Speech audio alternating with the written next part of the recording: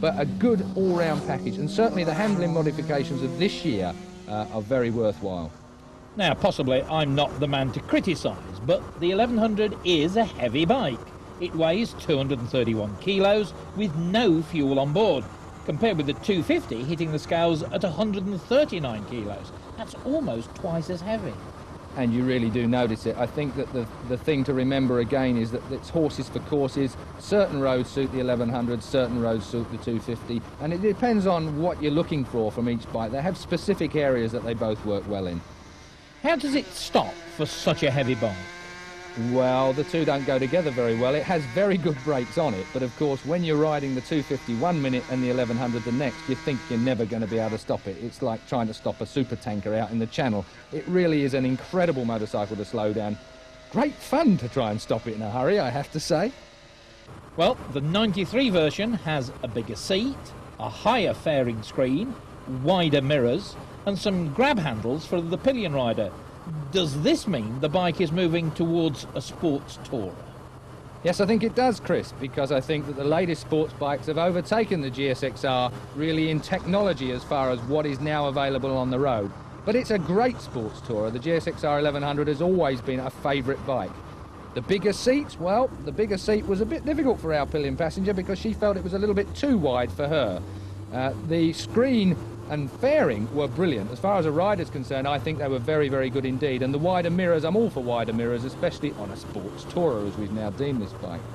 The grab handles were perhaps a bit too far back for our pillion rider. She didn't really like them that much because they were so far back it meant that she had to sit on the back of the seat, therefore being away from the rider's back, and there was a lot of wind buffeting that got between us while we were riding. So I think that that could have been modified as well, but overall leg position and the like again deemed very, very good for the pillion. So no problems with the GSXR for long distance touring? And what about riding it at night?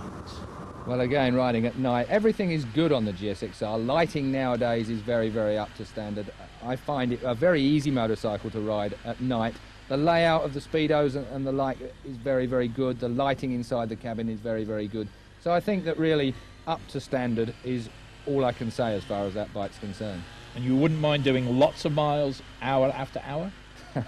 Can't say that I'd like to do hours and hours of riding, but it wouldn't be on any motorcycle that I'd do that. But the GSXR is certainly a bike that you can cover quite a lot of miles on comfortably day or night. Well, we mentioned earlier that this GSXR-1100 WP was restricted, and that poses the question as to who wants an 1100 with a 750 performance. Certainly not me, that's for sure. 112 brake horsepower, not my cup of tea. It's a big, heavy motorcycle. If I'm going to buy a motorcycle like this, I want a full-blown version. I want something that's going to spin the rear wheel and do all the business. Even having said that, though, 112 brake horsepower may be restricted, but it's still a 150 mile an hour motorcycle and still does an 11-second standing quarter mile, so it's no slouch. But like you say, who wants an 1100 with 750 output? And if you go for the 20 horsepower greater version, the de-restricted thing, it gives you 25 mile an hour more on the top end and standing quarters in around 10.5 seconds. So I think the de-restricted version is my kind of motorcycle. The 1100 costs an extra £2,000 than the 250. And the insurance on the GSXR for a bike that tops 170 miles an hour must be an arm and a leg. Is it all worth it? For someone of my age, 30 plus we'll say for the moment, yes. But the fact of the matter is that a lot of riders nowadays riding these type of motorcycles are 25 or under, and the insurance is almost impossible for them. So the 250 has got to be an option. But for me, I'd pay the £2,000 more for the bike because the 1100 seems like more of a motorcycle to me. OK, decision time. We're back where we started. If you add that extra 20 brake horsepower to the 1100, does it give you a bike that will give you more fun than that great little RGV 250? Certainly not more fun, and again I think it's horses for courses, bikes for roads, depending on where you are, depending on how you feel about your motorcycling. A 250 two-stroke motorcycle, lightweight on the road, is great fun, but it seems to me to be a little bit difficult to take seriously sometimes. It is a great fun motorcycle. You are going a lot faster than you'd ever thought possible on something like that, and you can do some diabolical things on it and get away with it.